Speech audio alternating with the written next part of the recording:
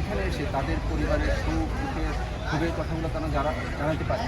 যাদের সন্তান হারিয়ে গেছে, যাদের সন্তান শাহাদাত বরণ করছে, যে বোন তার স্বামীকে হারিয়েছে, যে মা তার সন্তানকে হারিয়েছে, যে ভাই তার ভাইকে হারিয়েছে, তাদের কথা বলার জন্য আজকের এই নাচ বলা কথার অনুষ্ঠানে একটা বিনোদনের আয়োজন করছে জাতীয়তাবাদী যুবদল কেন্দ্রীয় নির্বাহী কমিটি।